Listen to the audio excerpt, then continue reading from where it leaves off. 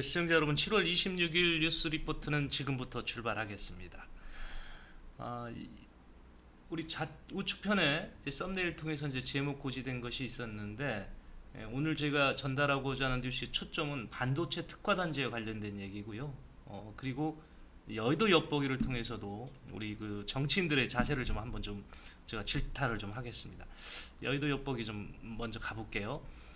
지금 그 수해 지역이 많아서 참 많은 국민들이 시름에 잠겨 있는데, 물 피해를 당해본 분은 압니다. 저도 그런 경험이 좀 있어서 정말로 이게 복구가 됐다고 해서도 이게 다 회복된 게 아니고, 물에 단 흔적은 결국은 다 가구만 버리게 되더라고요. 또 건물이 청소가 됐다고 해서 그게 다 일소에 해소되지 않는, 참 오랫동안 그 상처를 주고 아픔을 주는 게 수해 피해 아닌가 생각을 합니다. 자, 이런 상황에서 우리 그 지난 15일 날 그 대구광역시장 홍준표 시장이 골프를 쳤단 말이에요. 이 부분을 놓고 이제 비난이 일자, 평소에도 그렇게 강하게 소신을 갖고 일을 진행하셨던 분이 홍준표 시장인데, 뭐 이날 역시 본인이 부적절 처신한 게 아니다, 부적절하지 않았다, 어느 근거에도 공무원이 주말에 골프 치지 말라는 법 없다, 뭐 이렇게 해서 강하게 좀 나갔었죠. 이렇게 나갔다가 이 분위기가 계속 안 좋은 거예요. 네, 평상시 그를 따르던 분들도 이건 좀 아닌 것 같다라는 격정과 우려가 있으니까 결국 본인이 이제 사과를 했고요. 또 이와는 별개로 지금 국민의힘에서는 징계 논의가 시작되고, 오늘 아마 어떤 징계 절차 결정이 되는 것 같은데, 이런 상황이 있고, 민주당에서는 전국적인 피해가 이제 확산이 되고 더 커지는 상황에서 지난 23일 날 박병석 전 국회의장, 그리고 박정, 이분을 좀 유의 있게 좀 보셔야 돼요. 박정, 왜냐하면 환경노동위원회 위원장이시죠. 그다음에 최기상, 윤준병 의원 등 4명이 베트남과 라오스를 방문한다고 5박 6일 일정으로 해외 출장을 떠났었습니다. 자, 이게 이제 이 사건은 또 어떻게 또 클로즈업이 됐냐면, 우크라이나를 방문했던 윤석열 대통령의 행보를 민주당이 많이 비난을 했단 말이에요. 그 국가에서는 지금 수해를 겪고 있는데, 이런 상황에서 우크라이나를 왜 갔냐, 이제 이런 비난이 있었는데, 결국 우크라이나를 갔다 온 것이 바른 선택이었다는 쪽에 여론이 더 강하니까 이게 속 들어갔는데, 이런 상황에서 민주당 소속 의원 4명이 이제 해외 출장길에 오르니까, 심한 말로 하면 뭐라고 해야 되나요? 정신 나갔다, 뭐 이런 얘기도 하신 분도 있었고, 그래서 상당히 비난이 좀 거셌습니다. 그러다 보니까 이분들이 이제 조기 귀국, 박병석 전 국회의장을 빼놓고는 이제 조기 귀국을 했는데, 이런 뭐 이렇게 국민들의 우려를 몰랐다, 이렇게 답변하는 분도 있었고, 여하튼 귀국하면서도 진풍경을 연출을 했습니다, 공항에서. 자, 이런 분들, 지금 이런 상황에서 이 정치인들이 이제는 뭐 반성을 해야 된다고 그럴까요? 국민의 눈치를 본다고 그럴까요? 달려간 곳이 있습니다. 그게 어디냐면 바로 수해 현장입니다. 이제 홍준표 시장은 공무원들과 같이 이제 300여 명이 예천군 감천면, 제일 피해가 심했다는 지역 아닙니까? 여기에서 3일간 이제 자원봉사를 이제 했고요. 그래서 이거를 저 언론에 공개도 비공개식으로 했는데, 기자들이 알고 좀 갔었죠. 그러니까 비공개로 해서 자원봉사를 했고, 또 특히 욕을 많이 비난을 받았던 박정 의원, 박정 위원장, 환경노동위원장, 왜냐면 물 관리를 하는 부서니까, 그 물 관리하는 업무를 견제 감시하는 그런 국회의원회니까, 여기에 박정 위원장도 이제 국회의원들 같이 동료 의원들과 함께 이제 충남 지역으로 수해 봉사를 다녀왔습니다. 이제 이렇게 다녀왔지만 역시 여론은 아직은 좀 냉랭한 것 같습니다. 이게 국민들의 아픔을 이게 감싸줘야 될 국회의원들이 어떤 그 이런 이유 저런 이유를 대고 출장도 나가고 골프를 치고, 이런 부분을 납득할 수 없다는 쪽에 여론이 아직은 더 많은 것 같습니다.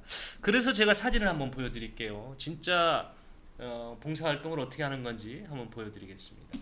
지금 우측에 지금 나와 있는 사진이 있죠. 많은 분들이 지금 뭔가를 밭에서 이렇게 좀 세우고 있는데 아마 특용작물 재배를 하기 위한 그 시설인 것 같은데 다 무너져 내렸습니다. 저 부분을 정말 자기네 집 농사 짓는 것처럼 열심히 하고 있고요. 저분들 사진을 제가 많이 확보를 했는데 이제 생수병 하나 놓고 뭐 식사도 이렇게 간단히 뭐 준비한 걸로 이렇게 식사하고 온몸이 진흙탕이에요. 저렇게 열심히 했습니다.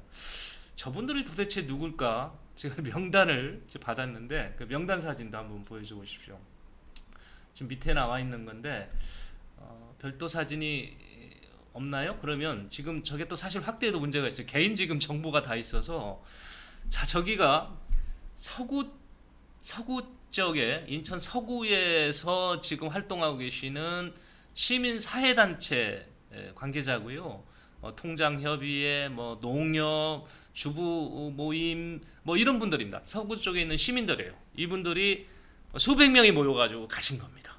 예, 충북으로 가셔서 했었는데 충북 계산으로 갔다 그래요. 충북 계산으로 가서 하루 종일 이렇게 봉사를 했고 저 부분 중에 한 분이 강봉석 구청장도 포함된 것 같은데 자 저게 진짜 봉사예요. 저렇게 아무 소리도 없이 갔고 저 이제 가기 출발하기 전에 이분들이 출발한다는 그 단톡방에 출발 소식을 알렸는데 회원들이 어떻게 답변을 했냐면 가서 사진만 찍고 오지 마라 이렇게 얘기를 했습니다. 사진만 찍고 오지 마라. 사진 찍으러 가지 마라 이거죠. 진짜 봉사하고 와라. 네, 진짜 봉사하고 오셨습니다. 저런 많은 봉사의 손길이 좀 필요한 것 같고요. 이 상황에서 여의도 엿보기 좀 마무리하려고 하다 보니까 그 중국 북송 시대의 그 정치가 네 아주 그 대철학자가 아니고 대학자죠. 네, 그 사마광 얘기가 좀 생각이 났습니다. 이 정치인들이 갖춰야 될 두 가지 덕목이 있는데 그것이 뭐냐면 하나가 제주입니다. 제주. 이분이 사마광 얘기하는 게 제주고요. 이 제주를 이상하게 오해하시면 안 되고 이건 이제 능력을 얘기하는 겁니다. 그리고 또 하나가 덕입니다. 덕은 이제 성품을 얘기하는 거죠. 그러니까 그 성품, 국민을 감싸고 포용할 수 있는 그런 덕을 지닌 사람, 그 사람만이 정치를 해라. 이게 사마광의 주문이었습니다. 한번 되돌아보시죠, 정치인들. 네, 여의도 엿보기였습니다. 자, 다음 인천 소식으로 좀 와볼게요. 정부가 최근에 얼마 전에 국가 첨단 전략 산업 특화 단지를 지정해서 발표를 했는데 이 발표를 놓고 참 제가 이게 왜 다 끝난 얘기를 갖고냐 이게 아쉬움이 너무 커서 그래요. 이 특화 단지를 인천이 지난해부터 준비를 했는데 이게 지정 받았어야 되는 겁니다. 이게 꼭 받았어야 되는 거예요. 그런데 인천에 이게 턱걸이도 못했습니다. 이게 그래서 너무 아쉬워서 인천시가 잘못했다 이렇게는 보지는 않습니다. 그렇지만 이거는 지금 떨어졌다고 해서 그냥 손을 놔야 되나 이런 생각이 들어서 한번 가져와 봤습니다. 한번 좀 되돌아볼게요.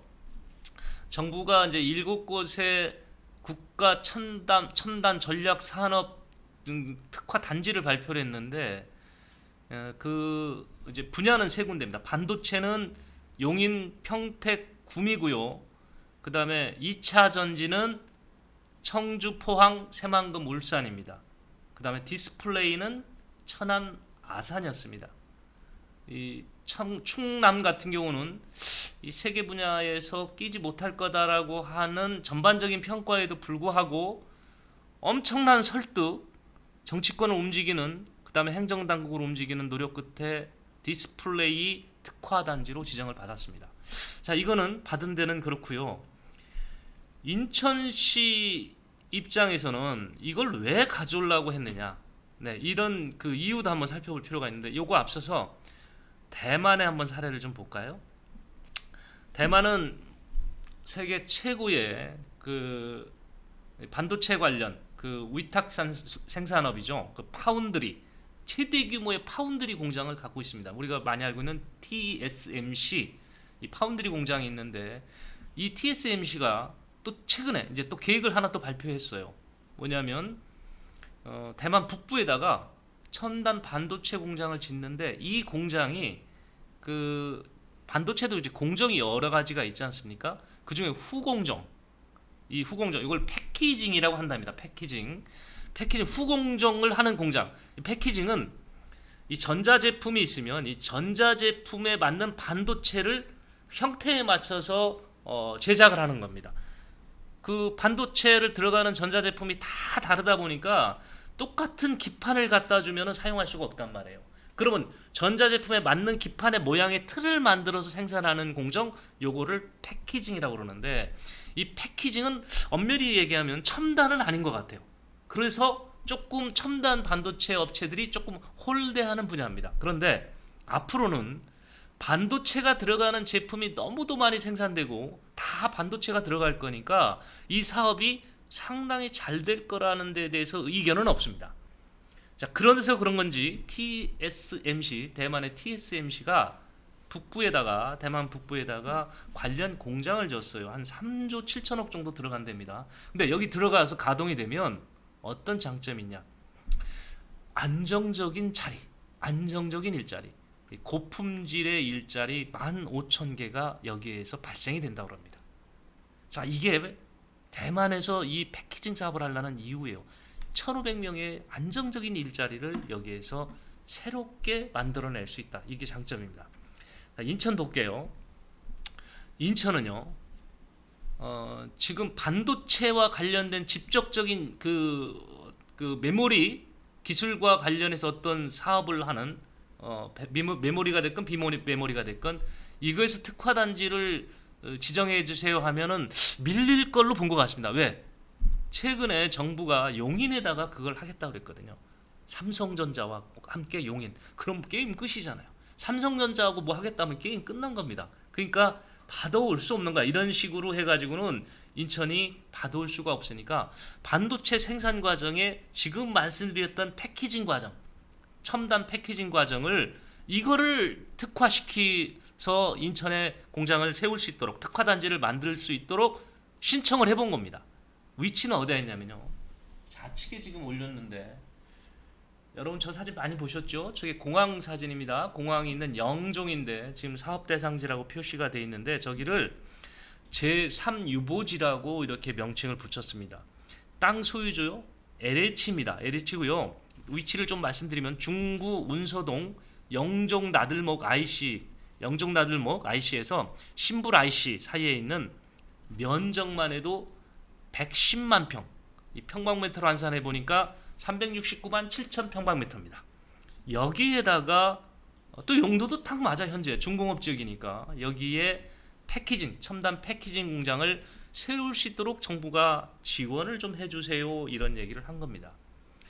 근데 이제 반도체 메모리나 비메모리 분야에서는 삼성전자가 들어가는 지역을 이길 수가 없기 때문에 애당초 안 되는 게임이었고, 그러면 인천시가 왜 여기다 이 패키징이라는 그런 사업 분야를 구상을 했느냐? 인천에요, 이 분야에 글로벌 기업이 두 개가 있습니다. 이 패키징 분야의 글로벌 기업, 엠코라는 회사하고 그 스태츠칩 패코리아라는 회사 두 개가 있습니다. 그러니까 이 회사가 있으니까 이걸 좀 기반으로 해서 여기다 패키징 전문 특화 단지를 만들고 싶다, 이렇게 정부에 요청을 한 거예요. 이게 이제 우리 인천이고, 요게 됐다 그러면 저기 3유보지를 개발 계획도 확실하게 세우고 저기에서 엄청난 일자리가 생길 것으로 기대를 했던 겁니다. 이 3유보지가 이제 계속 그동안 개발을 하려고 별 아이디어를 다 넣었어요. 안상수 전 인천시장은 저기다 밀라노 디자인 시티 뭐 이런 유치 계획을 추진하다가 본인이 이제 낙선이 되면서 이제 좌절도 됐고요. 그 다음에 뭐 페라리 테마파크 등 뭐 여러 가지 얘기가 있었는데 안 됐습니다. 그러니까 놀고 있는 땅에다가 중공업 지역이니까 여기다 이 패키징 특화 단지를 만들자. 발상이 나쁜 것 같진 않았는데 정부하고는 좀 괴리가 있었습니다. 정부 입장은 이제 메모리는 이제 세계 1위인데 한국이 삼성전자를 중심으로 세계 1위잖아요. 용인에 그래서 특화단지 만들 거니까 용인과 평택을 통해서 이 세계 1위라는 자리를 계속 지키고 싶었고, 그래서 메모리 분야의 특화단지 용인 평택 정한 거고요. 웨이퍼 시장에서도 지금 우리가 세계적으로 도약을 좀 해야지, 안 그러면 밀리니까 이 부분에 대해서는 이제 구미에다가 지정을 한 겁니다. 그러니까 두 가운데가 반도체 관련해서 세계 도시가 나가다 보니까 이쪽을 줄 수가 없었던 거예요. 인천은 물론 또 하나 더 뭐 이유를 댄다면 이제 수도권이다 하는 뭐 그런 수도권이 또 제약의 걸림돌이 된 겁니다. 집중화 개발을 막기 위해서. 그렇지만 아쉬움은 계속 크다.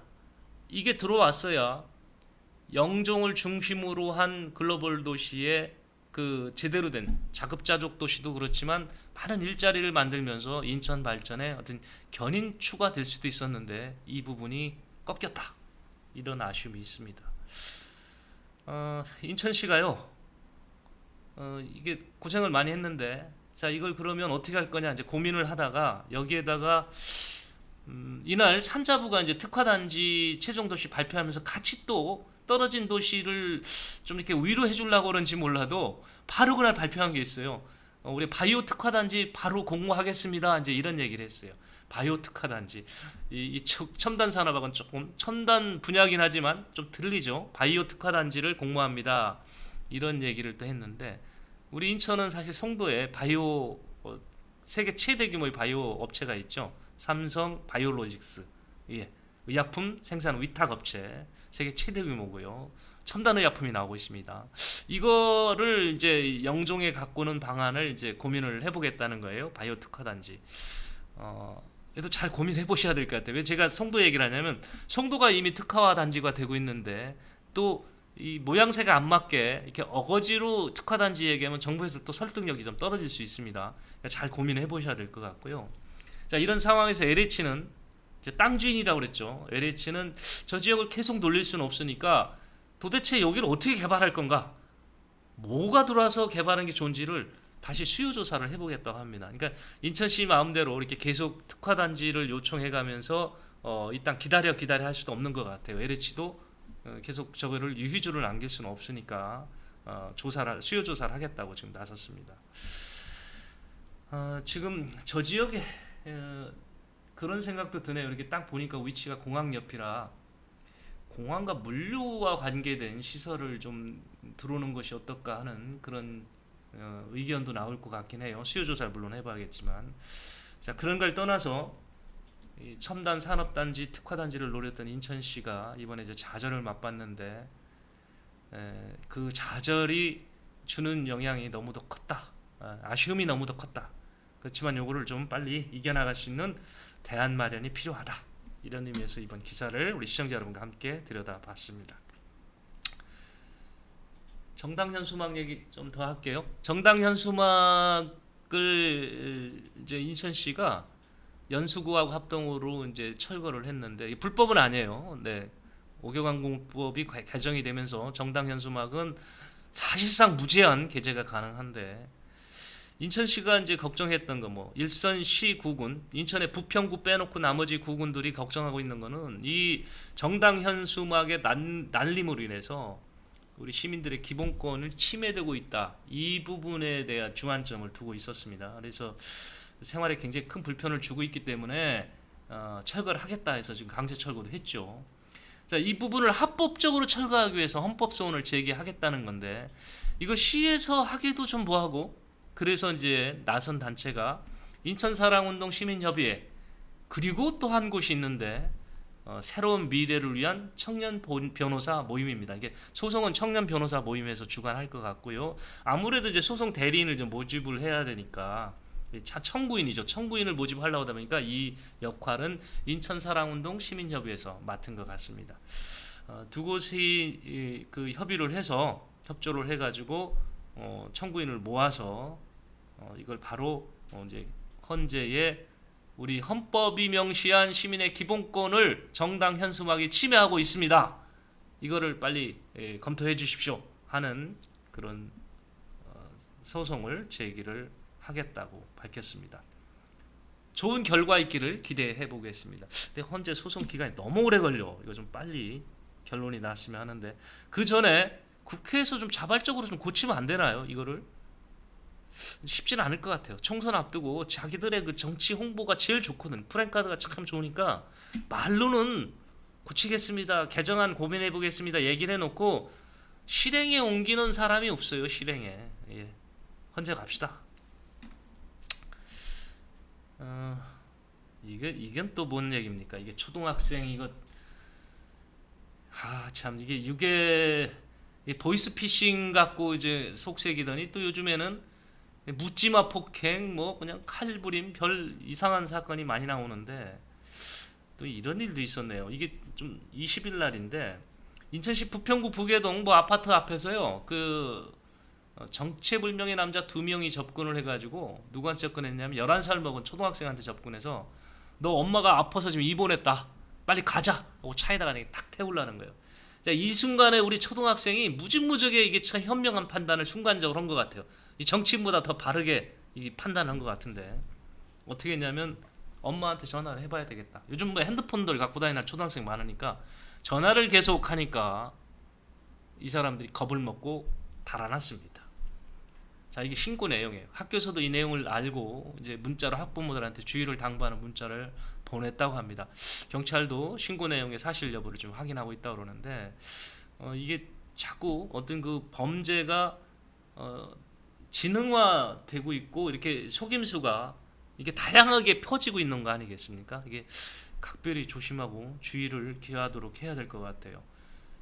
이런 유괴 납치는 중국에서 가끔 일어난 줄 알았더니 우리가 살고 있는 인천에서도 이런 일이 있었다는 깜짝 놀랐습니다. 우리 똑똑한 초등학생 그 사례가 인천에 있는 모든 학교로 좀 퍼졌으면 좋겠습니다. 문자 다른 학교도 교육청에서도 이렇게 보내서 이런 일을 사전에 꼭 예방을 해주셨으면 합니다. 자, 오늘 준비한 뉴스 리포트는 여기까지고요. 다음 시간에 시청자 여러분 뵙기를 청하면서 구독 아직 많이 확산이 안 되고 있습니다. 구독 좀 열렬하게 좀 눌러주시기 바랍니다. 고맙습니다.